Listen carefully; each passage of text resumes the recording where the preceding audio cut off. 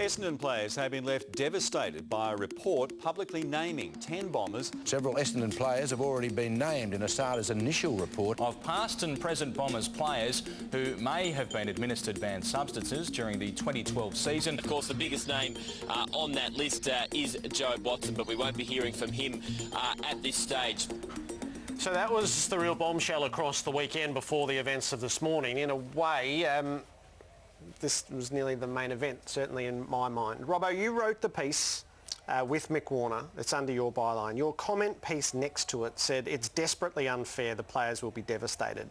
And yet the naming of the players happened under your name. How did you balance those two thoughts up? Oh, no, pretty easily, actually. I'm not a part of any confidentiality agreement between the AFL and Asada. I've been critical of the Asada inquiry all the way through.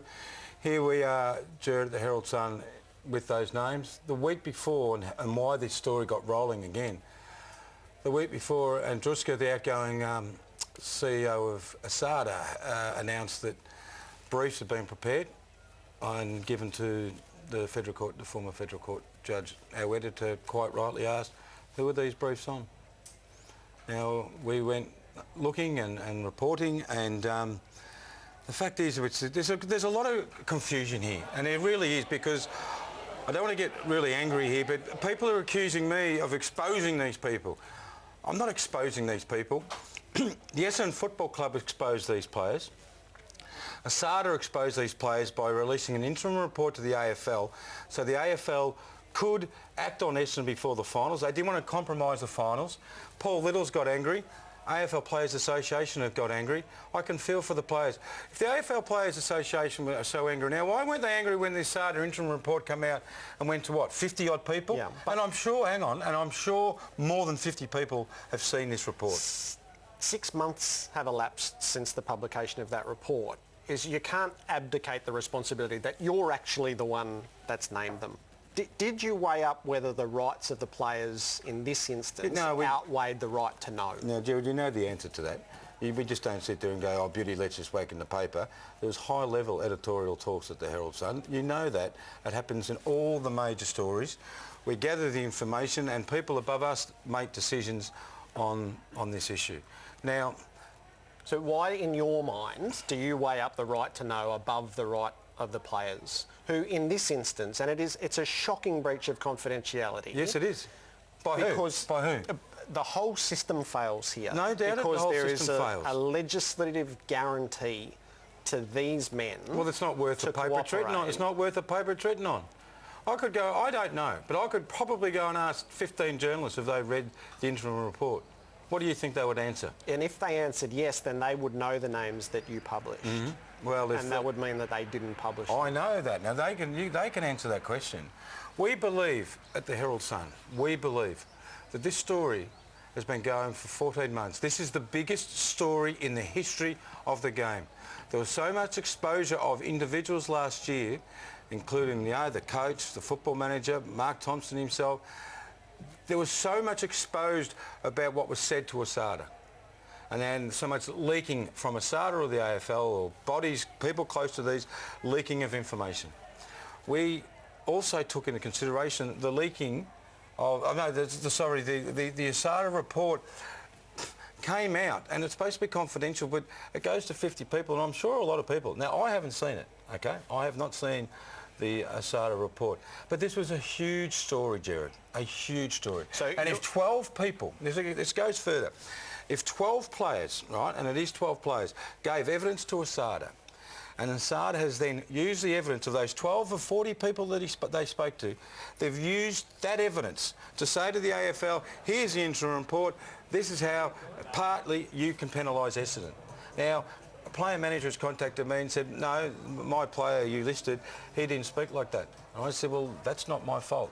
That is the fault of Asada. Because if Asada has interpreted your player's evidence and has then used that as one of the 12 people to say, I may have taken that, I don't really know, the answers were pretty vague, like Jobe was on the couch, I think that's absolutely wrong.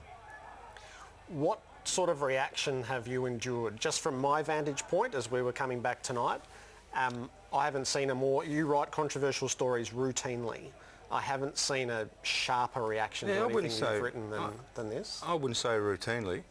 Don't forget I love the game as well, Gerard. Yeah, but your role as the chief football writer at the Herald Sun is to go right to the nub of things. We have to. It's a responsibility of ours. So what about the reaction? Oh, the reaction has been fierce. But I might add, the reaction from Essendon people has been as fierce as it was supportive last year when the Herald Sun was one out going against the AFL and their version of events, and we were trying to uncover facts about alleged tip-offs, David Evans' comments, and then we chased up the story about the pay deal for James Hird, orchestrated by John Wiley, the head of the Sports Commission, and Mike Fitzpatrick.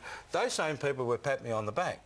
Now, because they don't like what's happened, they're kicking me to death. Now, that's life, mate. I can't do anything about that. Did you get asked by any of the players not to publish their names? No. If you had been, would that have given you cause for pause? No, I'm a human being, mate. I haven't got a cold heart. I've got a very, very warm heart. And you hear me talk about the players and the game all the time.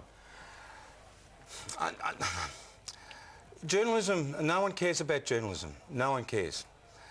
But what they are employed to do is discover facts about stories. Now, when this story is the biggest story in the history of the game, and briefs have been prepared on players, I think we have, it's not a right.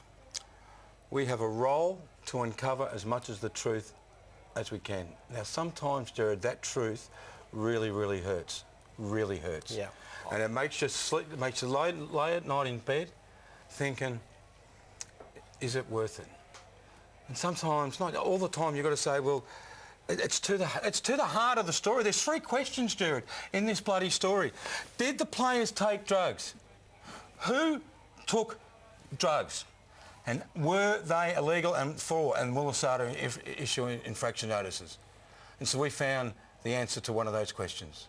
And we're still waiting on the infraction notices. It's heavy-duty stuff, mate, I know. We'll disagree on this one. I know, we will always disagree on this one, Jared. Yeah. But that's life. A little earlier tonight, Essendon season launch is on, and Bomber Thompson is going to return each Monday night with us. So before Robbo arrived, I had the chance to catch up with Bomber as he was heading in to the launch.